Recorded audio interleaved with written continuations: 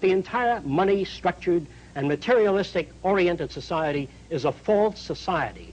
10 or 15 years from now, our society will go down in history as the lowest development in man. We have the brains, the know-how, the technology, and the feasibility to build an entirely new civilization. You believe that we teach competition, that it's not bred into someone? Competition is dangerous, socially offensive, considered right and normal, because you are brought up to that value system. What kind of competition did Jesus have?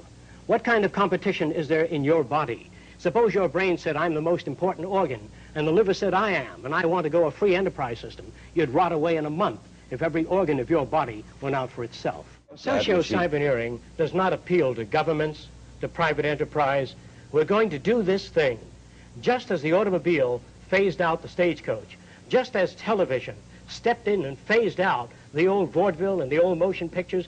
That history and technology is respecters of no society, no individual opinions, but it moves on, and we've got to be prepared to face the future. In your society, there are no mayors of cities? There are no mayors, there are no politicians, and you don't have to fill out any forms to go to the arts center or music center, and you go to a university whether you can afford it or not.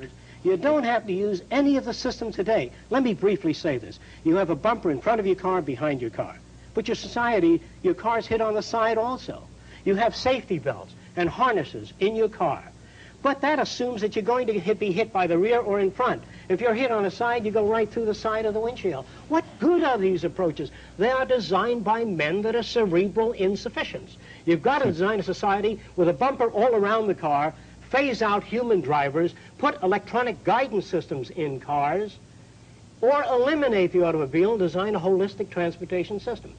We must put our mind to this as we do to put a man on the moon.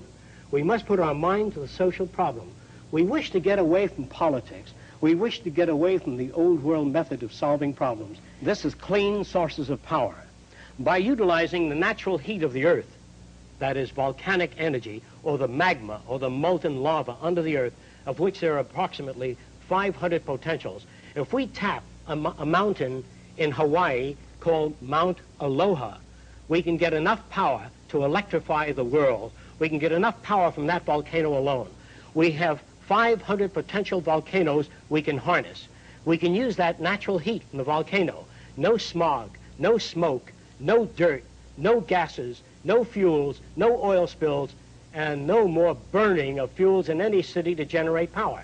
If Japan used Fujiyama, they don't need to burn oil. They don't need oil. All of that heat is sitting there.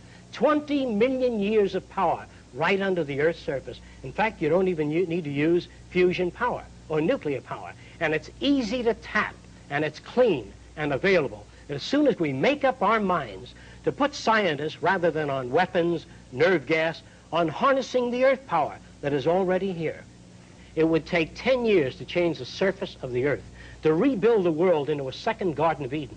The choice lies with you. The stupidity of a nuclear arms race, the development of weapons, trying to solve your problems politically by electing this political party or that political party, that all politics is immersed in corruption. Let me say it again. Communism, socialism, fascism, the Democrats, the liberals, we want to absorb human beings. Women's lib, all organizations that believe in a better life for man. There are no Negro problems or Polish problems or Jewish problems or Greek problems or women's problems. They're human problems. To come into socio-cyberneering and take your part and function. We are not concerned with the divisions of segments of society. No control of population? Population control is dependent upon education. We feel an educated population needs no control. You wouldn't stop sex? No, sir. Good move, Jacque.